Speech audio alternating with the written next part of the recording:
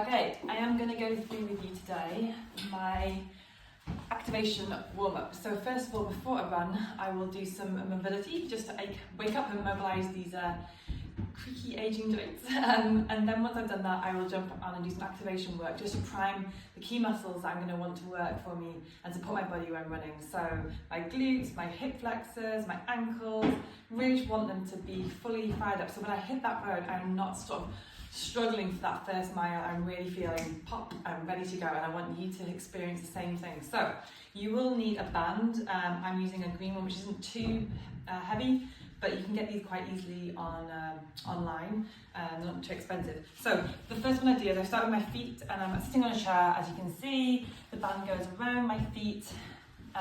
Hopefully you can see that. And basically this is just to support your perineals and your ankle muscles.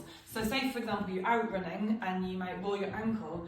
Having done something like this to warm up beforehand will help that ankle muscle know that it's okay, and it will sort of go back into position. So since I've started incorporating this, I do sometimes roll my ankle, but my ankle's joint and perineals are so much stronger. They are much more resilient, and therefore they don't blow up and cause me to have a proper ankle problem. Touch wood.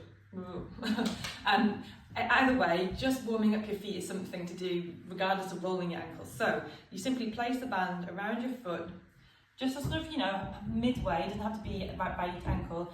And then you simply hold, keeping the knee still, and you're moving the foot out, so you can see that my foot is moving. It's really quite simple, but you should just feel that bit of resistance on the band, a bit of work around the front of your ankle and at the side of your calf here, your perineals. And I will do 10 on each side. Now my left foot does give a few creaks and pops. Well, not pops, but just creaks. But you might have a few sort of creaks and pops, just sort of that, again, waking that muscle up. It's saying, like, this is how you should move. This is okay to feel like this. Just getting some love to it. So simply 10 on each side. I'm doing 5 here on each side each time, just again. Sometimes you can feel that into your calf as well. And then once we've done that, we're going to be standing up. So I'll keep the band as it is around my feet, move the chair out to the side. Okay, so then we're going to be starting up into our hip flexors. So you will have the band around your feet, and we're doing a marching drill. So if I go back over, you can see. So we're just keeping one foot down and standing up. You then feel this kick in at your hip flexor and your glute of the leg that's standing. Now you could do this without a band, and the marching drill is still a great exercise to do without the resistance. The resistance just adds in that extra firing up of the muscle, kicks it in a bit more, gives it a bit more strength, like lifting weights, right, versus body weight. So I'm stomping that foot down, pulling this foot up, engaging my core, and you'll feel this whole hip capsule and glutes wake up. Great one for stability on the trails, on the track, on the road, on the treadmill, even for going out for a walk. This is a great thing to do just to remind these muscles up here to work. Often our tensor fascial lata, TFL, gets tight, and that can pull into our IT band on our knee. But a tight muscle is often one that's not worked properly, so there's no point overstretching this. It needs some strength as well. So you should really feel that. So again, about 10 on each side, just marching up and down, bring that core in. And then from there, I will bring the band up above my knees. So again, just simple moves with the band. It shouldn't take too long. Once you've got this routine down, you could probably do this in a couple of minutes.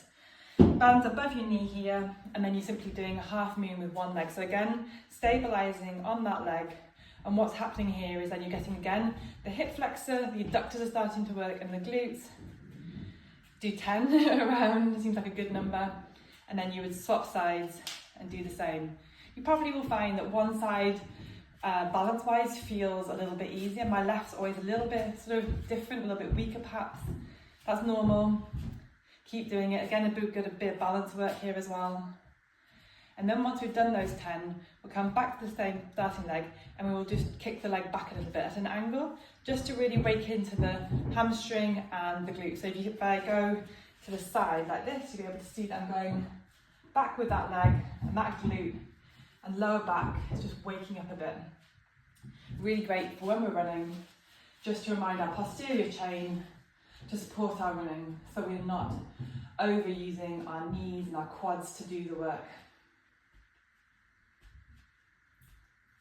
Okay, And then the final one from there would be some what I call, well, what could you call them?